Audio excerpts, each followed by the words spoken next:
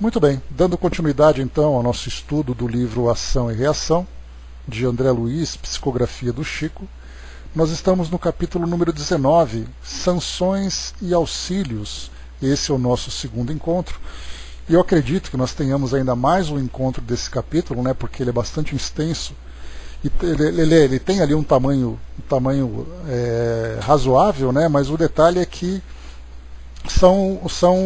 o conteúdo propriamente dito que vai exigir de nós ali uma atenção especial, um cuidado, né, para analisarmos ali os detalhes que vêm sendo passados para nós a partir desse texto. Bom, nós vimos então aqui no início, após aquela tarefa e aqueles esclarecimentos de André Luiz sobre os resgates coletivos, ele começa assim esse capítulo. Depois do entendimento com os internados, o instrutor Duso aqueceu em dispensar-nos alguns minutos de conversação educativa. Então, nesse caso, nós vemos aqui que é um momento de reflexão, um momento de conversa sobre o trabalho, sobre um determinado tema. Não é uma tarefa, né, efetiva, propriamente dita, mas é apenas ali aquele momento de entendimento desses processos que nós vemos no plano espiritual. Ele explanara brilhantemente sobre o problema das provas na experiência terrestre.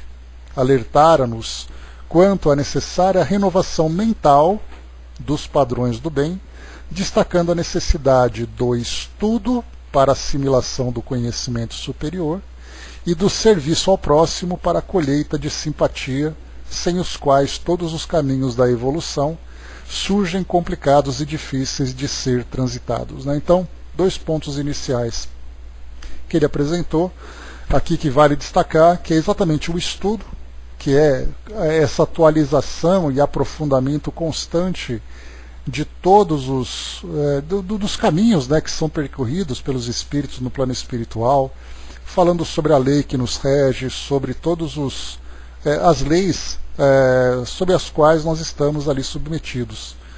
E aí depois é colocado para nós aqui também falando sobre essa necessária renovação para a experiência terrestre, com relação às provas, né? Isso porque ele vai explicar um pouco para nós que enquanto ele conversava sobre isso, ele apresentava uma singular escultura.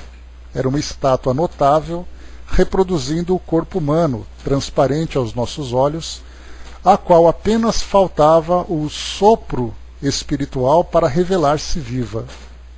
Patenteavam-se ali à nossa visão todos os órgãos e apetrechos do carro físico, sob a proteção do sistema nervoso e do sistema sanguíneo. E aí depois aqui então Druso começou a trazer alguma explanação a respeito dos órgãos, em especial que ele deu mais atenção aqui do sistema endocrínico, né, das glândulas, que acabam cuidando, né, de todo o processo, todo o funcionamento do nosso corpo, né? Então falava da epífise, da hipófise, da tireoide, das paratireoides, do timo, suprarrenais, glândulas, bolsas genésicas, todas elas trabalhando em perfeita harmonia junto aos centros perispirituais, que se combinavam uns com os outros em ramificações devidamente ajustadas, né, falando sobre os plexos e emitindo as suas próprias irradiações, algo que nós ainda não compreendemos, sobre essas energias, sobre essas conexões, as irradiações, saindo um pouco do lado anatômico material e entrando agora nas funções fluídico-energéticas desses órgãos. Comentava um pouco mais aqui à frente sobre a importância da nossa medicina, né, que com o passar do tempo vai ter ali um entendimento maior a respeito das lesões que são provocadas partindo da consciência e afetando o organismo através do perispírito. Então a medicina vai entender que nós somos seres somáticos, né, que acabamos transferindo da nossa mente para o corpo físico os distúrbios que nós enfrentamos. E quando a medicina tiver um entendimento melhor a respeito das doenças e principalmente a respeito dos doentes, ela fará uma abordagem diferente na arte de curar. Então, como ele coloca, né? Eis o motivo porque no mundo a medicina há de considerar o doente como um todo psicossomático se quiser realmente investir-se na arte de curar. Então, nós veremos no futuro a nossa medicina não apenas estudando a biologia, estudando a fisiologia, estudando a matéria, mas estudando também o psiquismo, não como uma especialidade médica, como é o caso, por exemplo, da psiquiatria, ou uma outra área de especialização, que é o caso da psicologia, mas vai entender que no caso de um tumor, de um infarto, de um distúrbio orgânico, isso parte da mente. Então todos os médicos terão no futuro o entendimento da relação entre mente e corpo, e não apenas prescrevendo medicações, né, ou indicando tratamentos como cirurgias e outros procedimentos, mas tratando o físico, mas entendendo a origem na mente. Essa é a orientação que Druso traz para nós. Falando mais ainda sobre a escultura que eles tinham, falava de raios ainda inabordáveis à perquisição humana que saía da mente e conectava com o nosso corpo físico. Fala aqui embaixo também sobre o sangue, que leva ali todos os hormônios. Coloca para nós aqui também algo importante a respeito da saúde, da enfermidade, do equilíbrio e desequilíbrio nos indivíduos encarnados, quando se fala sobre o efeito da mente também. Um pouco mais à frente, ele vai avançando, e ele coloca também como ponto importante a respeito das provas, das nossas expiações, dizendo que é por isso que a justiça, nesses processos de provas e expiações, sendo instituto fundamental de ordem na criação, começa invariavelmente em nós mesmos, em toda e qualquer ocasião que lhes defraudemos os princípios. Ou seja, em vez de nós termos ali uma lei que impõe sobre nós uma determinada punição ou uma determinada limitação, restrição para o nosso aprendizado, a nossa própria mente faz isso, a partir do momento em que nós nos desarmonizamos diante dessa lei universal. Então nós somos os principais responsáveis pelas dores e sofrimentos que nós enfrentamos, assim como também nós somos os próprios responsáveis por todo tipo de ventura, de benefício que nós alcançamos. Então, toda a responsabilidade se encontra em nós, mas essa responsabilidade se encontra ainda muito aquém da nossa compreensão. Nós sempre achamos que tudo isso tudo isso acontece por um fator externo, e não compreendemos que a nossa mente, desde o princípio, que gera toda a desarmonia ou harmonia que acaba depois nos afetando no nosso modo de viver, nos veículos que nós utilizamos aqui para a nossa encarnação. E ele coloca: a evolução para Deus pode ser comparada a uma viagem divina. O bem constitui sinal de passagem livre para os cimos da vida superior, enquanto o mal significa sentença de interdição, constrangendo-nos a paradas mais ou menos difíceis de reajuste. Então somos nós os responsáveis, os causadores de todas essas mudanças. Aqui então, entrando no nosso estudo propriamente dito. Aproveitando breve pausa, Hilário observou: é admirável o trabalho educativo em andamento nas zonas inferiores com vistas à reencarnação. Então ele faz uma comparação sobre esse trabalho educativo, né, dos espíritos que se encontram naquela faixa vibratória, lembrando que a mansão da paz ali se encontra encravada num ambiente extremamente hostil, no que diz respeito à inferioridade moral dos espíritos. Então são espíritos sofredores de grande intensidade, espíritos ainda perversos, espíritos ainda endurecidos. Então o trabalho de reencarnação que é feito, ou que foi feito de um modo produtivo, efetivo, depende dessa educação inicial dos espíritos. Então é a conscientização, é a transformação, depois vem o planejamento reencarnatório e o espírito então retorna aqui ao mundo material.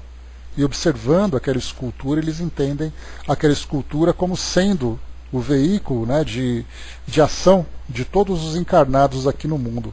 E um pouco mais acima, Druso comentou que invariavelmente os espíritos que estão elaborando o seu planejamento reencarnatório são então deparados com esse organismo, com o organismo que vão utilizar. Então eles têm ali uma visão não apenas da aparência, mas estão ali se deparando também de todos os desequilíbrios que são causados pela sua própria condição.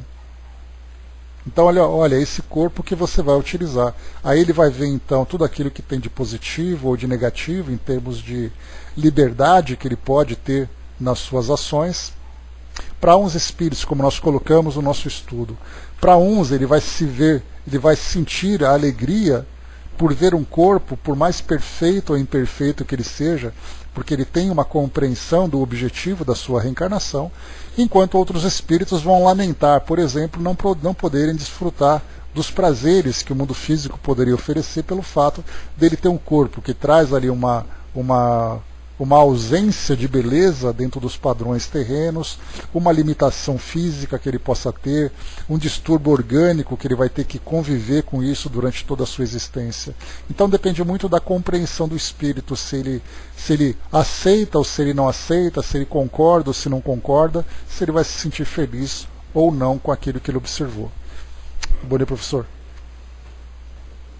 Então, falando aqui sobre é admirável o trabalho educativo em andamento nas zonas inferiores com vistas à reencarnação. Inegavelmente, respondeu o instrutor, é preciso informar a todos os nossos irmãos em vias de retorno ao círculo dos homens que o corpo carnal, com as tarefas que lhes são consequentes, vale por verdadeiro prêmio da bondade divina que é necessário valorizar. Então, lembrando que é importante valorizar o corpo que nós vamos utilizar, porque para muitos é uma questão de sorte ou azar, de alegria ou tristeza, mas o fato de nós estarmos encarnados é realmente para nós uma grande graça que nós recebemos, né, de Deus para dar continuidade à nossa evolução. E mais do que isso, não apenas a encarnação, mas objetivamente o corpo físico que nós utilizamos. Aqui, nas esferas purgatoriais, contamos com verdadeiras multidões de criaturas desencarnadas que procedem do mundo em deploráveis crises alucinatórias após malversarem os bens da vida humana. Retornam então ao mundo espiritual, levando ali todo o desequilíbrio pelo fato de não terem aproveitado a oportunidade reencarnatória para o seu próprio progresso. Mas tentaram ali desfrutar dos prazeres da vida, né, da pior forma possível, e acabaram então acumulando uma grande quantidade de débitos que deverão ser saldadas no futuro. E daí então, de acordo com a intensidade desses débitos, chegam em deploráveis crises alucinatórias ao mundo espiritual. Então, lembrando mais uma vez como foi colocado acima, não é o espírito que chega no plano espiritual e ele é levado para um lugar onde ele vai ter que sofrer as consequências daquilo que ele viveu, mas o próprio espírito, pelo seu estado psíquico, ele acaba sendo atraído por esse ambiente. Então a lei de atração, esse magnetismo que existe no mundo espiritual, vai nos colocar exatamente na posição que nós merecemos estar por aquilo que nós construímos. Então o espírito não é feliz pelo fato de ter privilégios no plano espiritual ou infeliz por ser desprezado. Somos nós que nos colocamos nessa posição. E quando essa ideia ficar bem clara para nós, nós vamos entender tudo a respeito da nossa condição atual aqui, como seres encarnados, a nossa condição social, a família em que nós nos encontramos, a condição da nossa saúde, a nossa situação financeira, o país que nós vivemos, enfim, tudo aquilo que nós estamos vivendo agora é uma questão de sintonia pura. Nós nos apresentamos de tal forma e esse ambiente então vai nos atrair e nós então viveremos as experiências relativas a ele. Né? Mas a ideia que nós temos hoje, né, Hermes, é a ideia de Deus punindo. Eu sou temente a Deus porque Deus vai me castigar. Então, lembrando sempre, né, quando nós estudamos a doutrina, nós lembramos que nós somos ali um grupo muito pequeno, um grupo muito discreto, comparado com aquilo, com a crença geral que existe no nosso mundo. Então aqueles, né, que pensam dessa forma dogmática, pensando em céu e inferno, em condenação eterna, a própria condenação eterna talvez seja ali o ponto máximo que nós encontramos dentro desses dogmas. Né? Então a condenação, para você ser condenado, significa que você foi julgado, que você foi condenado e você foi punido por isso tudo. Né? E nós vamos inclusive estudar sobre isso em breve, lá no livro dos Espíritos, naquele capítulo, no capítulo 2, que fala sobre as penas futuras, que é um desdobramento do livro Céu e Inferno, em que Kardec procura trazer ali um esclarecimento a respeito dessa ideia de condenação eterna, mas dizendo, né, nas palavras do poeta, né, que essa punição é eterna enquanto ela durar dentro da própria consciência do espírito, né? De um modo geral, né, Dudu, não apenas o cristianismo, mas o islamismo também é assim. Nós temos outras religiões que trazem essa mesma ideia a partir do momento em que ela não é reencarnacionista. Porque você tem uma única chance de evoluir. Quando essa chance não é alcançada, você então é condenado definitivamente. Agora, quando você começa a entender as oportunidades evolutivas que nós temos, aí então a gente muda a interpretação daquilo que é apresentado para nós. E continua. Então, aqui nas esferas purgatoriais, contamos com verdadeiras multidões de criaturas desencarnadas que procedem do mundo em deploráveis crises alucinatórias após malversarem os bens da vida humana. Muitas, por infelicidade da própria ignorância, não puderam acomodar-se a qualquer tipo de concepção religiosa. Então muitos ficaram ali fechados na sua vida material e acabaram sofrendo as consequências disso. Entretanto, milhões de pessoas, longe do respeito pela fé maternal que as esclarecia nos compromissos esposados perante Deus, entregavam-se conscientemente à crueldade mental, cavando ruína e amargura para si mesmas, porque o mal infligido a outrem era sempre mal que amontoavam sobre suas cabeças.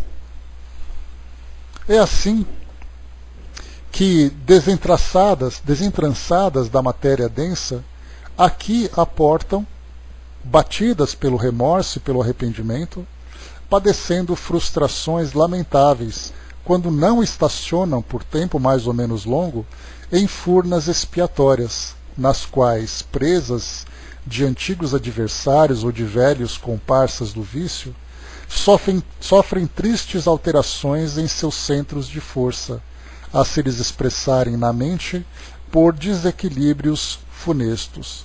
Então ele coloca para nós aqui algo relacionado com o arrependimento e a culpa. Mas a gente lembra que o arrependimento e a culpa dependem de um despertar de consciência. Para você se sentir culpado por alguma coisa errada que você fez, você precisa primeiro reconhecer que você errou. Porque do contrário, você mantém a sua posição ali endurecido e cristalizado naquela ideia de que você é vítima e que a você cabe o direito de vingar-se, de buscar essa justiça. Então muitos desses espíritos que chegam nesse local, chegam nessa condição deplorável de culpa e arrependimento.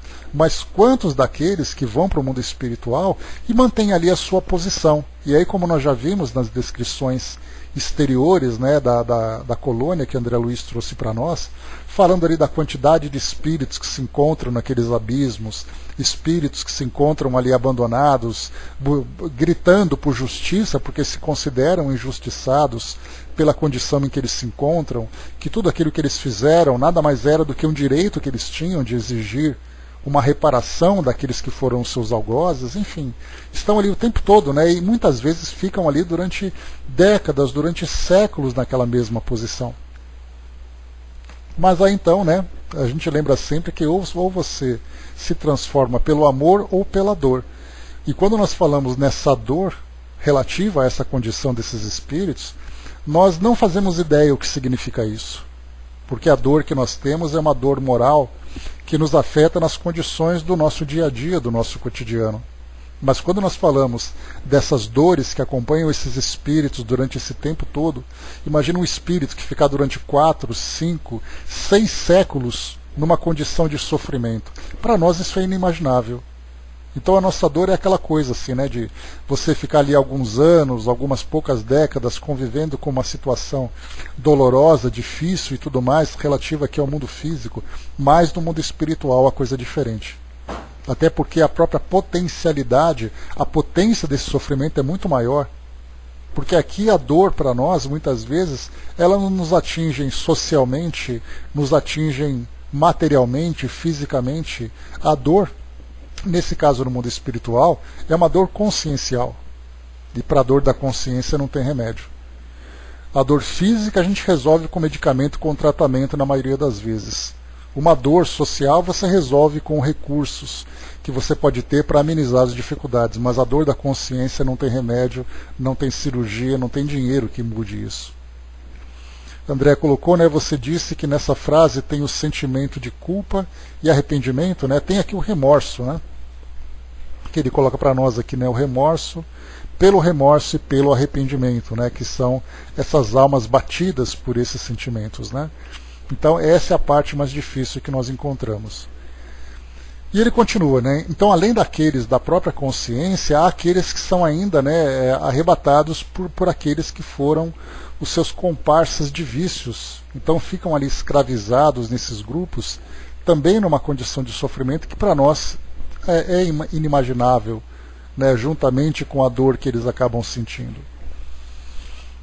Mas, né, desses desequilíbrios funestos que eles acabam vivendo, pelo fato de gerarem esses desequilíbrios em seus centros de força, porque isso se expressa a partir da mente, a partir do pensamento, ele coloca para nós aqui: depois de acolhidas no nosso pouso de amor, refazem-se pouco a pouco. Então, esse pouso de amor são essas instituições que prestam essa assistência a esses espíritos, onde nós temos ali então os recursos fluídico-energéticos, nós temos ali os trabalhadores que têm conhecimentos de técnicas de auxílio, né? André Luiz acho que foi o que trouxe para nós ali de um modo mais detalhado a sua recuperação, né? Quando ele foi para nosso lar, quando ele foi submetido então ali ao tratamento no hospital, depois nós conhecemos um pouco das câmaras de retificação e tudo mais.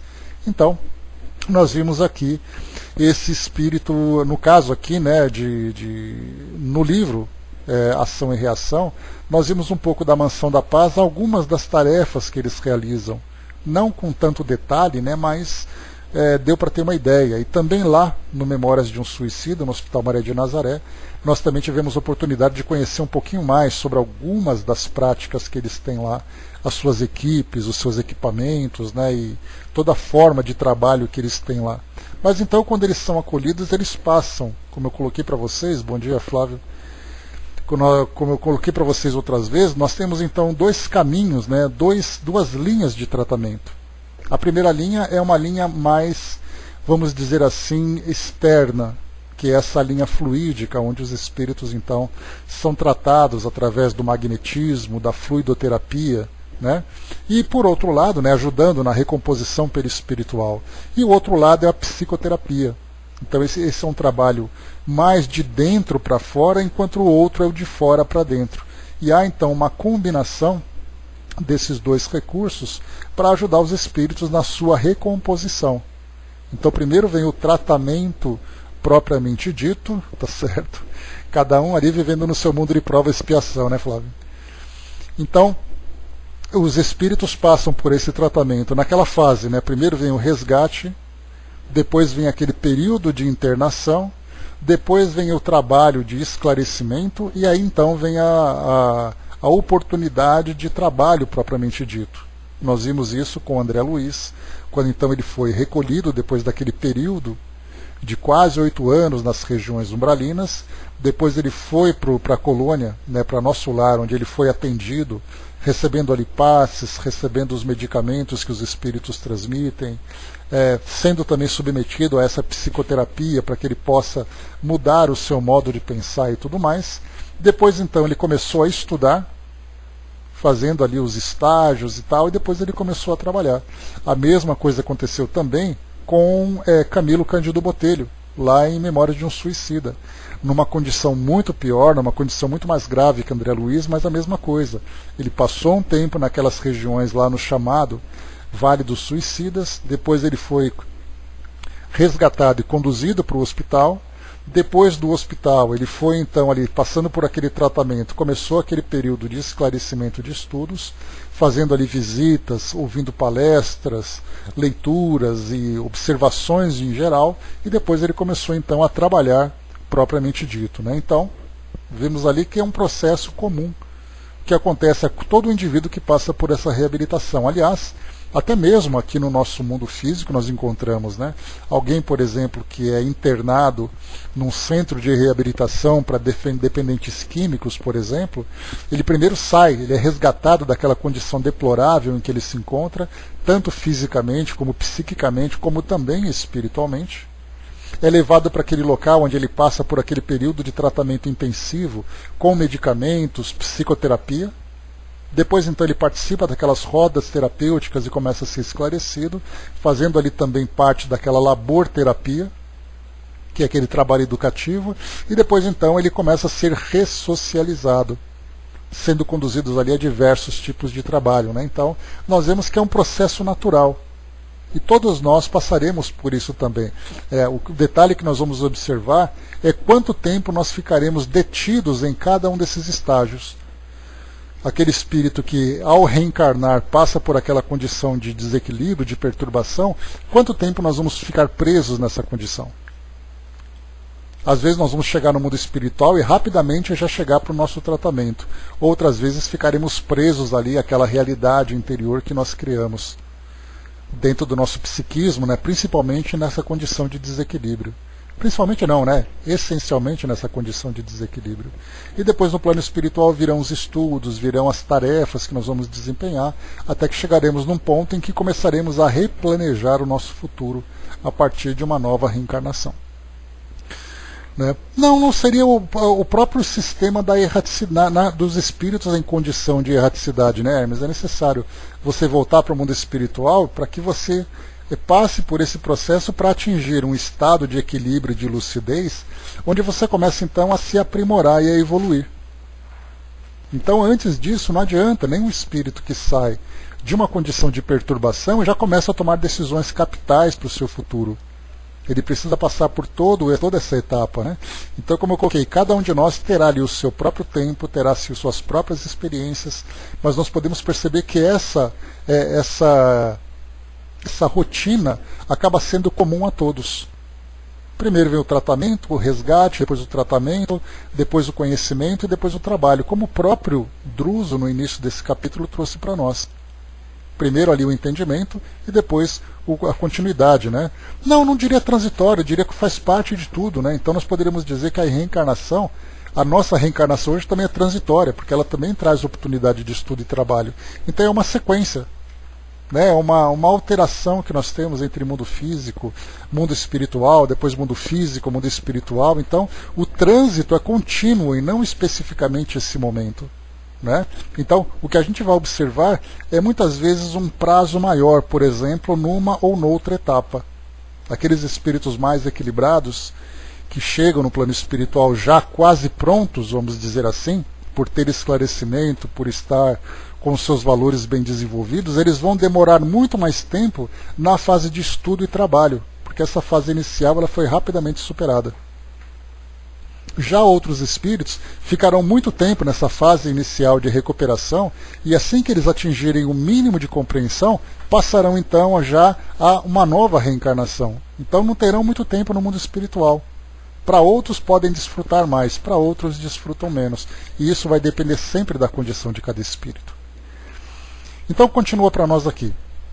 Como eu li para vocês aqui no final, ele diz assim, né?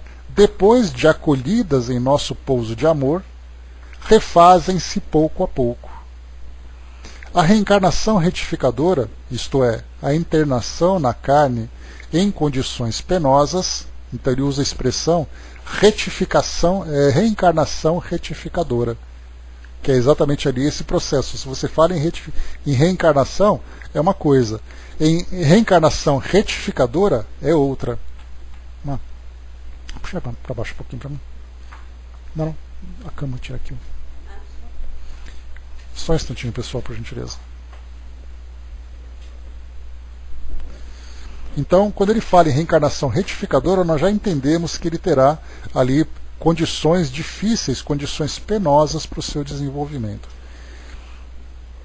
Então ele diz assim, né, a reencarnação retificadora, isto é, a internação na carne em condições penosas, surge por alternativa inevitável.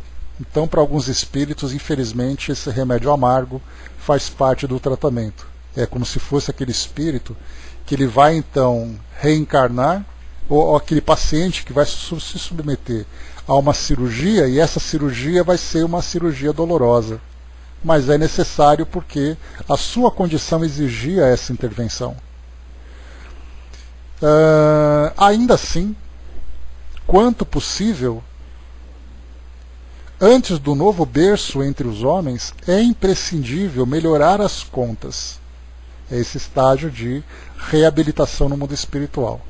Daí o motivo por que instituições qual a nossa funcionam em vários campos das regiões inferiores, que na velha teologia equivalem a regiões infernais. Olha só, ele não fala nem de regiões purgatoriais, ele coloca como regiões infernais, muito abaixo das purgatoriais. Purgatoriais nós colocamos como sendo ali a condição em que André Luiz viveu no umbral. Aqui não, aqui é uma região muito pior. O que, porém, existe de fato é o imenso umbral, situado entre a terra e o céu, dolorosa região de sombras erguida e cultivada pela mente humana, em geral rebelde e ociosa, desvairada e enfermiça. Então nós já conversamos sobre isso, que essas estruturas no mundo espiritual, elas são formadas a partir da condição conjunta daqueles que habitam esse local. Por isso, então, essas regiões infernais, descrita aqui por Druso para nós, em torno da mansão da paz, é correspondente aos espíritos que lá estão. Assim como nós vamos para o mundo celestiais, esse mundo celestial não é um lugar formado construído apenas para receber os espíritos. Os espíritos que vão se juntando e formando essa estrutura, é contrário. Então elas são formadas de dentro para fora, os participantes que juntos criam essa harmonia. E não é ao contrário, eles criam o ambiente e vão recebendo seus hóspedes. Não é assim que funciona. Os companheiros... Opa, só um instantinho aqui. Os companheiros desencarnados que despertam devagarinho para a responsabilidade de viver, encarando face a face o imperativo do renascimento difícil no mundo, passam a trabalhar aqui laboriosamente, vencendo óbices terríveis e superando tempestades de toda sorte para a conquista dos méritos que descuraram durante a permanência no corpo, de modo a implantarem no próprio espírito os valores morais de que não prescindem para a sustentação de novas e abençoadas lutas no plano material. Então aqueles espíritos que despertam a consciência e se declaram então realmente ali dispostos a essa nova transformação, começam então a fazer esse trabalho. Trabalham nessas colônias imperiosamente, né, e laboriosamente também, né, com muita dedicação, com muito estudo, com muita determinação, porque sabem que é colhendo esses benefícios que vão ter uma reencarnação mais positiva para a sua evolução. Agora, há aqueles que, em condições de desequilíbrio, acabam recebendo, né, uma reencarnação compulsória, e nessa reencarnação compulsória a gente sabe que o sofrimento vem. Porque o espírito muitas vezes é até rebelde a essa condição. Lamentavelmente, né? Tivemos aqui, né, olha só que bacana, uma mensagem, né, do nosso Alírio de Oliveira. Muito obrigado pela participação. Ele coloca: a dor incessante que chega de longe, mas de que tão perto mostra sua força. Dor que a gente não sente no peito, a gente sente na mente de um pretérito ausente e meu coração infeliz. Dor que traz a tristeza sem nenhuma nobreza, de um momento marcado nesse corpo rasgado de tanta coisa que fiz. Dor que veio e que foi, na presença do feliz do meu perdão, que traz hoje a certeza de ser um verdadeiro e bom cidadão. Dor que passou, de que não se tem mais. Dor que se fez incapaz de mostrar que um dia a sombra daquilo sumiu e na minha alegria de felicidade surgiu. Então a Lírio de Oliveira trouxe para nós esses versos, né, que mostram no início que chega de uma forma tão intensa, mas que depois ela se reverte em felicidade. Porque nós temos sempre aquela razão, né, proporcional. Ou seja, primeiro a dor vem muito intensa e o espírito extremamente infeliz. A dor então vai despertando a consciência, se tornando mais branda, e o espírito consciente começa a sentir já as primeiras alegrias, até que então ele alcança a sua condição de felicidade. É uma belíssima poesia para ilustrar para nós o papel da dor e do sofrimento, para todos esses espíritos, inclusive para nós, que já vivenciamos muitas vezes e esperamos nas próximas vivências viver de um modo menos intenso, a partir da consciência que nós vamos adquirindo. Isso é muito importante. Hermes colocou, né, para quem ficou curioso, que é mundo transitório. Né? Mundos transitórios são mundos destinados particularmente aos seres errantes, mundos que eles podem servir de habitação temporária, espécies de campos onde descansam, de uma longa erraticidade, estado esse sempre um tanto penoso. São, entre outros mundos, posições intermediárias graduadas de acordo com a natureza dos espíritos que a elas podem dar acesso e que gozam de maior ou menor bem-estar. Hermes, essa passagem, que vem do Livro dos Espíritos, falando sobre mundos transitórios, ela é um trecho retirado de um artigo de Kardec, lá na Revista Espírita, quando ele conversava com o espírito Mozart, que ele falava de mundos transitórios entre planetas. Então, de um mundo para outro, ele colocava, né, que é aquela espécie de bivaques, onde temporariamente os espíritos ficam, na transição de um mundo para outro. Então é importante contextualizar esse trecho. Quando nós estudamos esse artigo, né, a gente leu parte por parte, detalhadamente, nós vimos então que Kardec retirou desse trecho, falando sobre esses mundos transitórios, não sobre essa condição de erraticidade, simplesmente no mundo espiritual, no intervalo entre duas encarnações, mas entre espíritos que saem de um mundo e partem para outro. Então lá na Revista Espírita, Kardec trata bem, com bastante cuidado, quando ele fala sobre o planeta Júpiter, quando ele traz todos esses detalhes e tudo mais. Né? Exatamente, é esse trecho aí. Tá? Lá na Revista Espírita a gente tem os detalhes que não é bem essa parte de erraticidade que a gente encontra. André, bom dia. Continuando, vamos lá.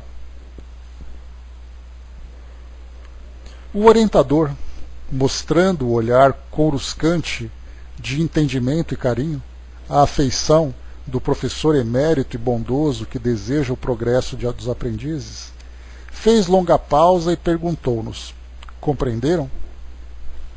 Sim, sim, respondemos a um só tempo, interessados em ampliar em maior amplitude da lição. É assim que todos nós, continuou ele, para o recomeço das lides carnais, solicitamos o regime de sanções, ou alguém, quando não disponhamos do direito de fazê-lo, nulo obtém suplicando-o em nosso benefício às autoridades superiores. Regime de sanções? Indagou Hilário, surpreendido. A gente tem ouvido com bastante frequência essa expressão sanções nas relações internacionais entre países, né? Então, você tem ali uma nação que impõe uma sanção a outro país, que seria uma espécie de punição. Então, nesse regime de sanções, ou o espírito recebe essas sanções, ou ele pede. No caso do pedido, né, é aquela diferença que a gente tem. Um espírito que, mesmo trazendo ali toda a sua imperfeição, traz ali um grau de conhecimento a respeito da sua condição, da sua necessidade evolutiva, ele pede essas restrições. Ele pede limitações, uma encarnação que traz para ele uma oportunidade de aprendizado, mesmo que seja numa condição difícil, enquanto outros espíritos, pelo fato de estarem ainda numa condição de rebeldia, recebem a imposição dessas sanções. Então, quanto mais esclarecido é o espírito, esclarecido no sentido de entender a sua realidade, não que eles evoluíram espiritualmente, saindo, né, de uma condição comum para espíritos superiores, mas o fato de ele estar numa condição de sofrimento e entender as causas do sofrimento e estar disposto a essas transformações e mudanças, aí então ele vai pedir. né? Ou seja, é a diferença que nós colocamos, que eu falei para vocês. Nós podemos identificar pelo comportamento do espírito quando ele vivencia uma prova ou uma expiação.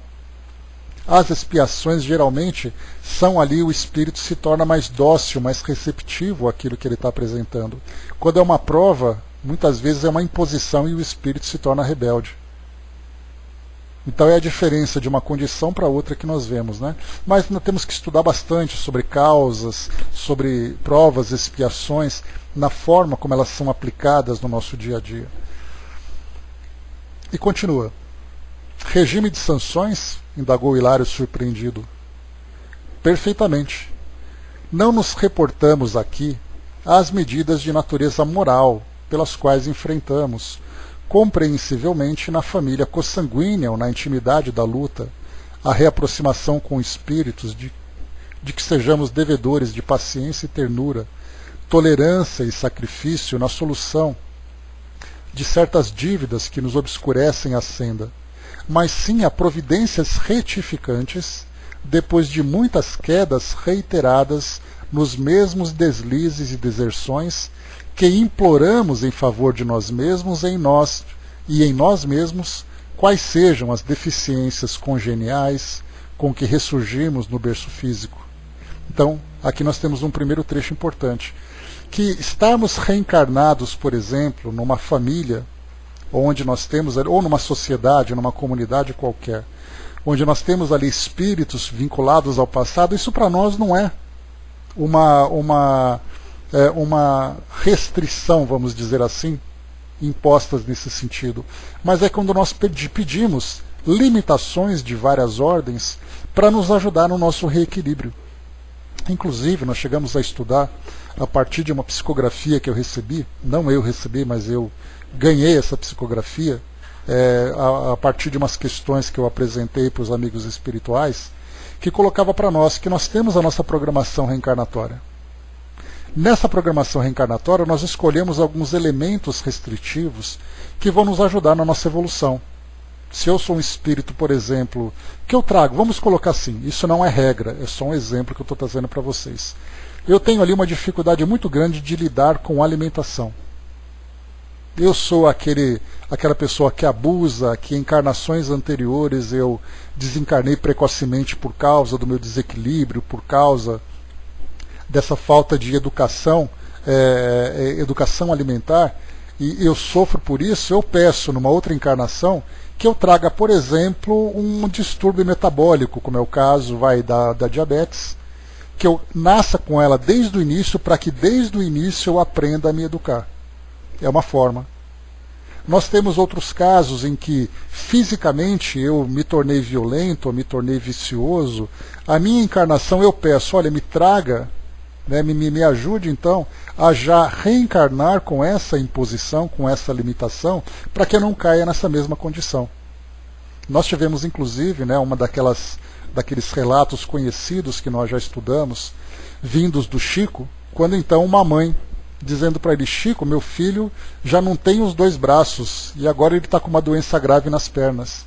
Então Emmanuel, né, soprando ali para o Chico, disse, para esclarecer aquela irmã, que aquele espírito era um suicida recorrente e que no passado ele utilizou as mãos para o suicídio, e que agora, nessa encarnação atual, embora ele seja ainda um espírito jovem, ele estava querendo se jogar de um precipício. Então as pernas dele também seriam limitadas, ali seriam restringidas para que ele não cometesse esse ato.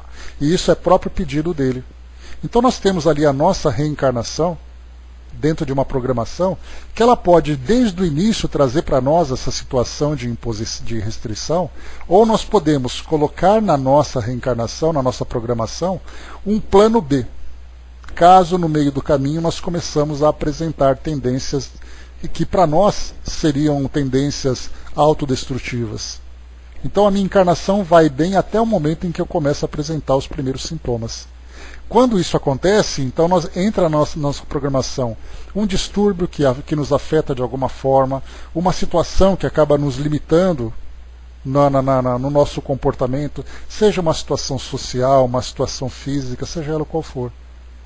Então nós vemos assim que essas medidas de natureza moral não são necessariamente para nós essas limitações, que são dores que fazem parte da experiência propriamente dita. Mas ele coloca para nós aqui, como resposta, providências retificantes, depois de muitas quedas reiteradas nos mesmos deslizes e deserções, que imploramos. Nesse caso, se nós imploramos, é porque a consciência despertou. Em favor de nós e em nós mesmos, quais sejam as deficiências congeniais com que ressurgimos no berço físico. E aqui a gente lembra que ele trata dessas doenças congeniais que nós trazemos do berço físico, porque toda a conversa deles gira em torno do corpo que eles estão ali analisando. Então é o corpo que é o aparelho de manifestação do espírito aqui no mundo físico e, consequentemente, essas limitações afetam o corpo físico. Mas certamente nós temos ali outras situações de natureza social, de natureza psíquica, sei lá, quais as diversas situações que nós encontramos, em que o espírito pode pedir, seja ela diretamente no início da reencarnação, seja ela como esse plano B ou um plano C, que vão então aqueles gatilhos, né? No momento em que um determinado gatilho é acionado, rapidamente então uma situação chega para o espírito para que ele possa se reeducar, para impedir que ele cometa os mesmos erros que ele cometeu no passado. Deixa eu ver aqui, bom dia, Carol. O Hermes lembrou ali de provas que servem para a evolução. A Carol perguntou, né, e os psicopatas, né, eles vêm nessa encarnação sem sentimentos. O que poderia ser isso? Né? A gente lembra sempre que nenhum espírito reencarna para dar errado. Né? Mas a gente lembra que muitas reencarnações são reencarnações ou compulsórias, ou programadas para que o espírito possa viver determinadas experiências, mas muitas vezes a sua condição psíquica, criada no seu passado, são muito mais contundentes do que ele pode controlar. E a gente pergunta, né, mas se o espírito traz esse problema todo, por que ele tem que reencarnar entre nós para trazer essas dificuldades? Exatamente porque no mundo de provas e expiações nós estamos constantemente lidando com situações de desequilíbrio, de sofrimento, porque faz parte das nossas necessidades de aprendizado. Nós não aprenderíamos a nos tornarmos, por exemplo, espíritos mais sensíveis se nós não estivéssemos ali junto da dor. É aquela dualidade que a gente sempre comenta, né? Você não tem como conhecer a luz num processo natural de evolução se você não estiver antes no escuro. Você não vai valorizar a comida se você não sentir fome. Não vai valorizar o calor se você não sentir frio. Então, estarmos interagindo com espíritos dessa natureza, na verdade são espíritos que estão ali, são compatíveis com o nosso mundo de provas e expiações, como nós mesmos aqui também estamos vinculados a ele. Então são espíritos que trazem esses desequilíbrios, essas psicopatias que se tornam mais gritantes na nossa sociedade, né, mas que na verdade é uma forma de nós nos transformarmos a partir dessas dores. São mecanismos que nós ainda não compreendemos.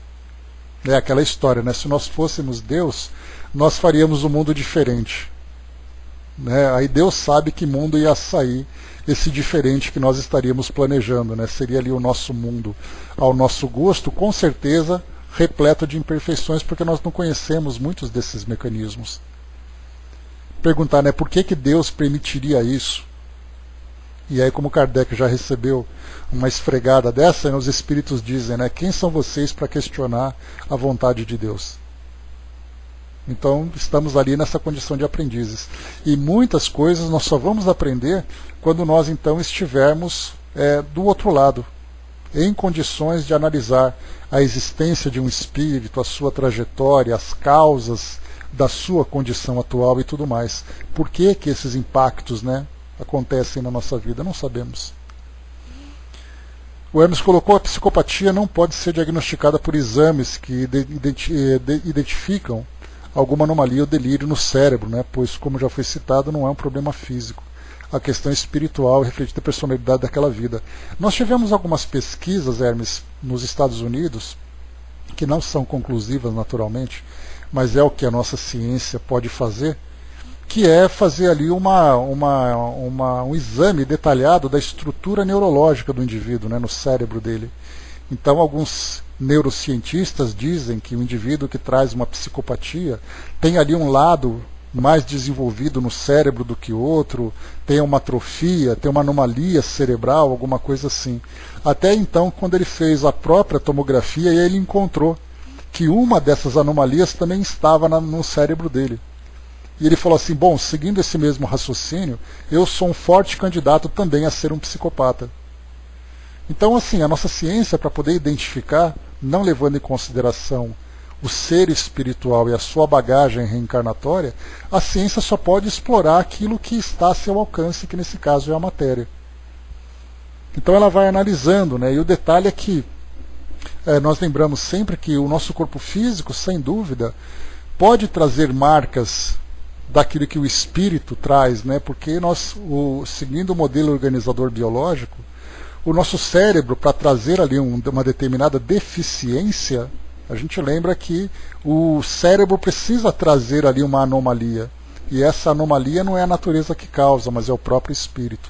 Tanto que nós vimos assim que esse corpo físico que é estudado, que é mostrado para André Luiz e para Hilário e Silas aqui nessa apresentação, ele comenta no início, né, que é a mente do espírito que vai trazer os distúrbios no organismo. Que o corpo pode ser perfeito, mas não tem como identificar isso. Então nossa ciência procura trazer essas respostas. A Carol colocou, a psicopatia pode ser detectada através de ressonância com estímulos, né? Tem uma palestra da doutora Ana Maria Barbosa no YouTube sobre isso, né? Pois é, então tem essas pesquisas também, né, sobre essas investigações em revistas científicas até. Né? Inclusive nós tivemos ali numa revista mais popular, né, que é no caso a Galileu, que era super interessante, ela traz exatamente essa reportagem falando sobre o estudo. Nos Estados Unidos eles fazem muito isso, né? A gente lembra que num país que tem muitos recursos, é possível fazer ali pesquisas, por isso então eles estão sempre lançando esses artigos com novidades, com informações, porque os recursos permitem que eles façam isso. Então eles têm ali um trabalho muito, muito cuidadoso com aquilo que eles chamam de serial killers, que é até uma expressão em inglês que nós utilizamos aqui, né? Aquele assassino em série. E aí então, naqueles corredores da morte, né, onde os espíritos são condenados à morte, ou aqueles indivíduos que são internados em presídio, em hospitais presídios psiquiátricos e tudo mais, eles então entram em contato com essas instituições, selecionam ali um grupo de espíritos, de indivíduos que são considerados psicopatas e são submetidos a esses exames. E aí então é através de ressonância magnética e outros exames que eles tentam analisar qual a relação entre o comportamento do indivíduo e a sua estrutura neurológica, cerebral. E aí então são essas, como eu falei para vocês, né, um cientista fez isso, identificou uma anomalia, até quando ele fez nele próprio, ele identificou que ele também tem essa anomalia. Só que ele não apresenta nenhum sinal de psicopatia. Então ele falava que era um candidato a se tornar um psicopata. Então, assim, a nossa ciência procura estudar, mas muitas vezes ela esbarra exatamente nessa barreira da matéria. Porque ela estuda enquanto a matéria está ali presente. Só que nós sabemos que existem situações em que a matéria não pode explicar. A matéria vai além. Porque nós temos ali o elemento espiritual, nós temos ali as experiências de cada um. Então isso vai tendo que, quando a nossa ciência conseguir entrar numa relação direta com o mundo espiritual, sem esse preconceito, mas estudando de um modo muito sério, nós temos ali a revelação de muitas situações. E até mesmo nesse capítulo que nós estamos estudando, fala sobre a medicina e a cura. Que a arte de curar vai ser muito mais efetiva para a medicina quando ela entender o espírito como origem dessas doenças que são psicossomáticas. E não simplesmente você analisar a mente da pessoa no momento que ela está enganada. Então são muitos desafios, né, e muitas descobertas que nós ainda vamos alcançar nas nossas ciências, né, a partir do momento em que romper a barreira que separa o mundo físico do mundo espiritual. Então tem muita coisa para estudarmos ainda. Para a gente avançar um pouquinho mais, para concluirmos aqui, né, o nosso capítulo de hoje, ele diz, capítulo não, esse trecho de hoje, ele diz assim: Então ele falava sobre as providências retificantes, pedindo a favor de nós mesmos, em nós mesmos, quais sejam as deficiências congeniais com que ressurgimos do berço físico. Aqueles que por vezes diversas perderam vastas oportunidades de trabalho na Terra, pela ingestão sistemática de elementos corrosivos, como sejam o álcool ou outros venenos das forças orgânicas, tanto quanto os inveterados cultores da gula, quase sempre atravessam as águas da morte como suicidas indiretos, e despertando para a obra de reajuste que lhes é indispensável, imploram o regresso à carne em corpos desde a infância inclinados à estenose do piloro, né? Esse é um problema gástrico, né? Que é o piloro ali, né? Que é aquela válvula que fica ali na boca do estômago, ela vem com uma estenose, com uma redução. E isso dificulta a ingestão de alimento. Que por incrível que pareça, né? Uma coisa até meio bizarra, né? Na atualidade a gente tem a gastroplastia e algumas técnicas em que são colocadas válvulas, né? Enquanto que, se no início existe essa estenose do piloro, hoje as cirurgias fazem isso, né? Redução estomacal e tudo mais. Então, é meio ali que uma escolha que o indivíduo faz já no decorrer da sua existência, para que ele possa controlar o seu comportamento, né? Ulceração gástrica. Aqui ele fala sobre essa questão dos inveterados cultores da gula, por exemplo, né? Então ele fala também aqui do desequilíbrio do pâncreas, a colite. Dudu, pode ser que sim, pode ser que não. É o que eu falei para vocês, não é uma matemática. Todo mundo que passa por isso vive dessa forma. Muitas vezes nós temos ali uma desordem no próprio organismo do indivíduo pelo seu modo de viver que traz essa causa, mas ela não necessariamente está programada, né?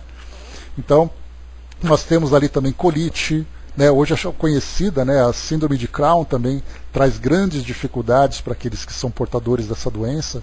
Então são situações que a gente percebe, né? O que pode causar sem que o indivíduo tenha provocado uma experiência tão dolorosa no decorrer da sua existência. Aí a gente lembra sempre aquilo que no Evangelho segundo o Espiritismo, lá no capítulo 5, né, Bem-aventurados os aflitos, temos ali as causas atuais e as causas anteriores.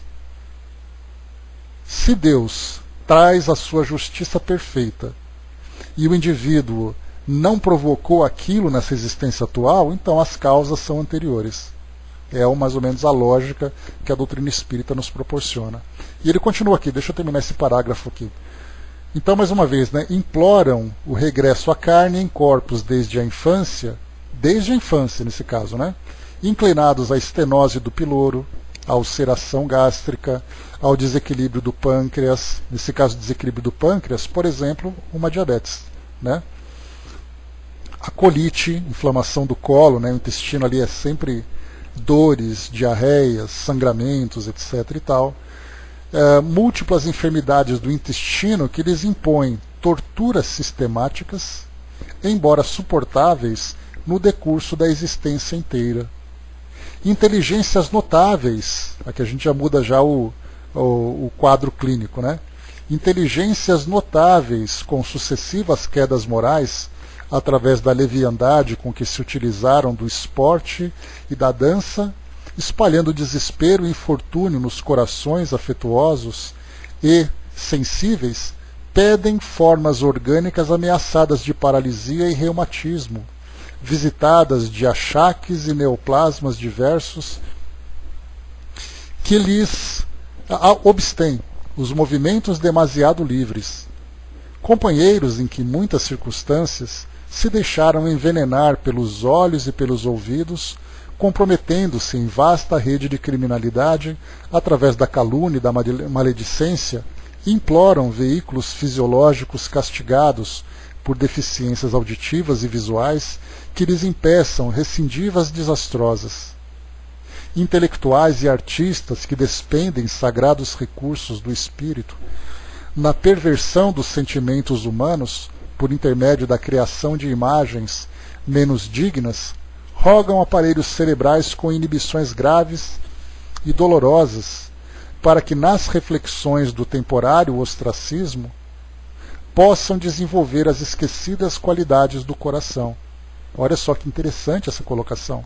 Quantos intelectuais, então, que usam as artes ou os veículos de comunicação e acabam com os temas que abordam na televisão, no cinema, no teatro, na música, nas artes de um modo geral, optam então por uma mente limitada intelectualmente nas suas expressões, como por exemplo, alguém que vem com limitações como síndrome de Down, como autismo e outras patologias, né, que nós encontramos lá no livro Deficiente Mental, Porque Fui Um, mostra para nós então essas situações como resultado de desequilíbrios anteriores que o espírito vivenciou. E nesse temporário ostracismo, ou seja, naquela pausa que ele é obrigado a fazer por não ser capaz de se manifestar com liberdade como fazia antes, vai ser o momento em que fisicamente ele é alguém que fica ali passando o tempo um dia depois do outro. Mas internamente, espiritualmente, é o espírito que está fazendo ali profundas reflexões daquelas esquecidas qualidades do coração. Homens e mulheres que abusaram dos dotes físicos, manobrando a beleza e a perfeição das formas para disseminar a loucura e o sofrimento daqueles que lhes admitiam as falsas promessas, solicitam corpos vulneráveis às dermatoses aflitivas, quais o eczema e a tumoração cutânea, ou portadores de alterações da tireoide que os constranjam a reiteradas lutas educativas. Grandes faladores que escarneceram da divina missão do Verbo, conturbando multidões ou enlouquecendo almas desprevenidas, suplicam doenças nas cordas vocais para que, atravessando afonias periódicas, desistam de tumultuar os espíritos por intermédio da palavra brilhante. Olha só, né? E tem alguns que acabam depois fazendo estudos na JDE para poder aprender a falar direito, né? Então cada um ali dentro da sua área de necessidade, né? E depois ele continua aqui para finalizarmos. E milhares de pessoas que transformaram o santuário do sexo numa forja de perturbações para a vida alheia, arruinando lares e infelicitando consciências, imploram equipamentos físicos atormentados por lesões importantes no campo genésico, experimentando desde a puberdade inquietantes desequilíbrios ovarianos e testiculares, a cegueira, a mudez, a idiotia, a surdez, a paralisia, o câncer, a lepra, a epilepsia, o diabetes, o pênfigo, a loucura e todo o conjunto das moléstias dificilmente curáveis significam sanções instituídas pela misericórdia divina, portas adentro da justiça universal, atendendo-nos aos próprios rogos para que não venhamos a perder as bênçãos eternas do Espírito a troco de lamentáveis ilusões humanas. Olha que interessante esse trecho de explicações, falando para nós das experiências físicas, orgânicas, que nós vivenciamos no nosso cotidiano, na nossa existência, como resultado de pedidos, muitas vezes até de não sei se essa palavra está correta, mas de imploros que nós fazemos no mundo espiritual, para que nós tenhamos essas limitações para a autoeducação. Bem interessante essa situação. Né? Cindizinha colocou, né? Daí a pessoa vai se identificando com todas essas faltas e suas possíveis consequências. Sim, a gente vai depois aprendendo até no processo de reeducação através das dores. Mas muito bem.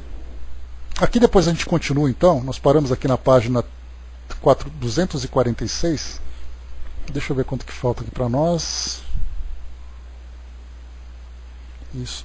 Tem mais 4 páginas ainda pela frente, porque esse tema aqui ele dá muito o que falar, né? Então, 246, aqui nós paramos, quando então aqui Hilário faz aqui uma nova pergunta, né? Ele diz assim: mas existem institutos especiais que providenciem, por exemplo, as irregularidades orgânicas pedidas para a reencarnação? Ou seja, né, quem é o responsável por fazer essas alterações orgânicas em benefício do espírito nesse processo de resgate? É o que nós vamos ver então no nosso próximo encontro, na quarta-feira, dando continuidade aqui ao nosso estudo. Então 246 é algo muito interessante que nós vimos aqui agora nessas descrições, que trazem para nós, né, reforçam para nós aquele aspecto consolador da doutrina, o porquê das coisas, né, o porquê dessas situações. Dudu colocou, né, quero confessar uma coisa, né, eu não tinha muita vontade de estudar esse livro, eu descobri direto aqui.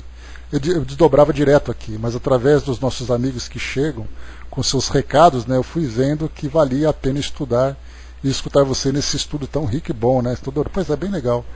Tem ali, né, os prós e contras e manter também esse controle, né, Dudu? Importante, né, manter ali o controle da situação para poder aproveitar também, né? Porque através do nosso estudo que as mensagens chegam também. Mas é isso aí, pessoal. Fechando aqui o nosso estudo de hoje. No nosso próximo encontro, nós vamos então continuar esse tema. Aliás, no próximo encontro nós vamos aqui para o nosso livro, para o Livro dos Espíritos, estudando mais um pouquinho, né, sobre aquele tema de... Deixa eu pegar aqui. O tema é... uniões antipáticas. Né? Nós falamos da primeira parte da primeira questão, são duas questões, a segunda sendo desdobrada na questão A. Então nós vimos ali a primeira e nós veremos a segunda. E engraçado que em duas questões nós desenvolvemos uma num estudo inteiro. Então, quer dizer, se nós soubermos aproveitar todo esse material